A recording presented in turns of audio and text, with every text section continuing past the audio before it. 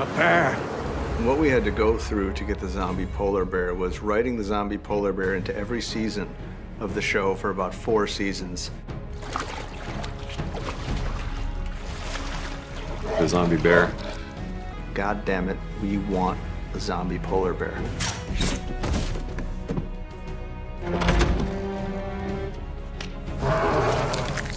What have you done? Episode 5 should just be called Holy I'm not gonna lie, it was horrible. What they see is just the end of the Dothraki, essentially.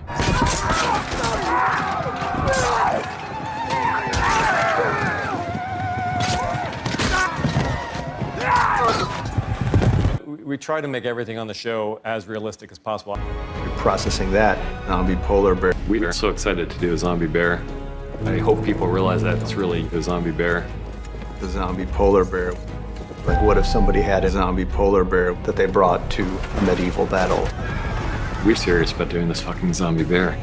Shame. Shame. A zombie polar bear. Shame. It's one thing to act in a room with a bear as an actor. It's another thing to have a zombie polar bear. You know, when we start making these zombie bears, it's so hard to imagine that we're ever gonna finish because there's so many moving pieces. Offline, And drinking a lot of tequila. yeah, drinking tequila. While Dany kind of forgot about the Iron Fleet and Euron's forces, they certainly haven't forgotten about her. And the Golden Company has arrived in King's Landing, courtesy of the Greyjoy fleet. The balance has grown distressingly even. We need to find Euron Greyjoy's fleet and sink it. Your Grace, he's already destroyed a good portion of our fleet. To send our remaining ships after him. I'm not talking about sending our ships after him.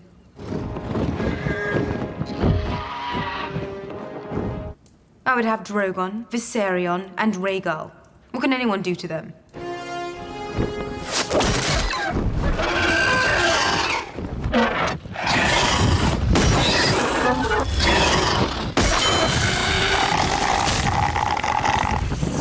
While Dany kind of forgot about the Iron Fleet. Best season ever! At that point, Jaime really has to take a really long, uncomfortable look at who he really is. If your precious Bendy commanded you to kill your own father and stand by while thousands of men, women, and children burned to life, would you have done it? I think that's the turning point for him. When have I ever been able to convince Cersei of anything? Try. If not for yourself, if not for her, then for every one of the million people in that city, innocent or otherwise. Drove my sword into his back. To be honest, I never really cared much for them. Innocent or otherwise. I think Jaime, by the end of episode 5, has come to terms with who he really is. And he may not be happy with who he really is, but he knows he's not. He knows what matters to him, and Cersei is what matters to him. Oh, I mean... Bernie and the visual effects guys tell us we can afford a zombie polar bear. Sam is our zombie bear guru. You know, one of his responsibilities is setting zombie bear on fire, which he's really good at. And we were watching it, and I was thinking, I was like, holy shit, the zombie polar bear is gonna die. When the zombie polar bear dies, the only unique, amazing being in the world dies. And even if she has come to terms with who her father was and what her father really was. I'm not my father. No, Your Grace. Thank the gods. Ultimately, she is who she is, and that's a Targaryen.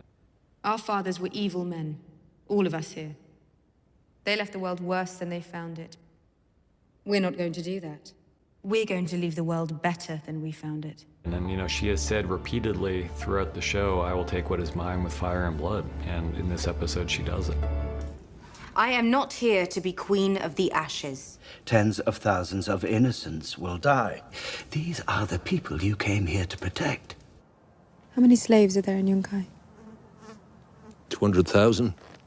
Then we have 200,000 reasons to take the city.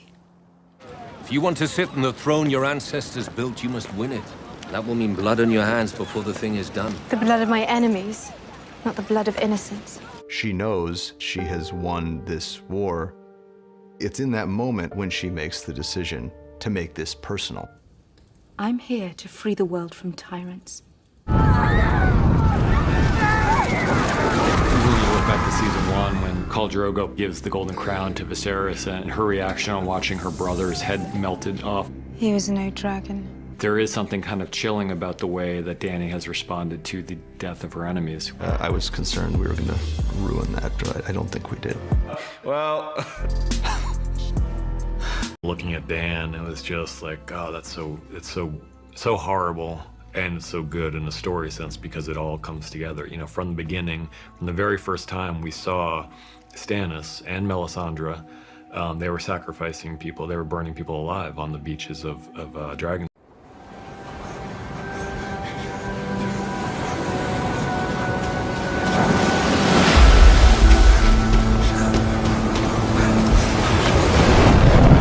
Lord of light, come to us in our darkness.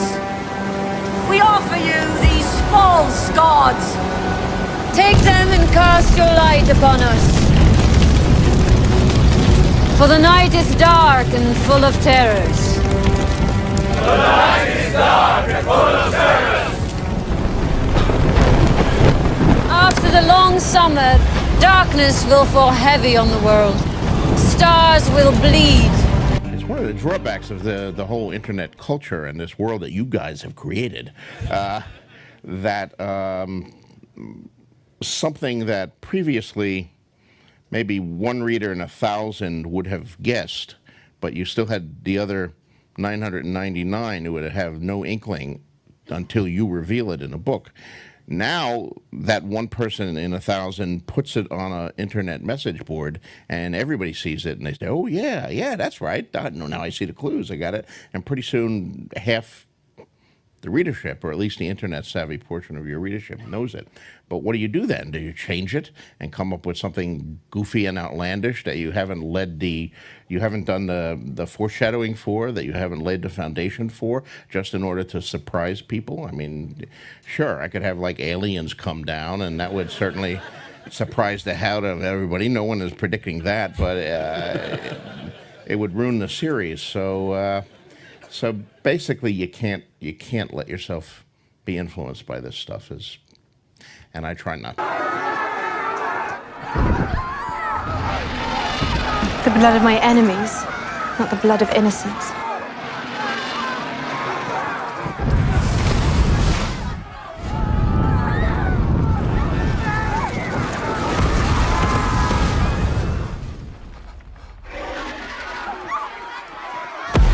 And Drinking a lot of tequila. Yeah, drinking tequila.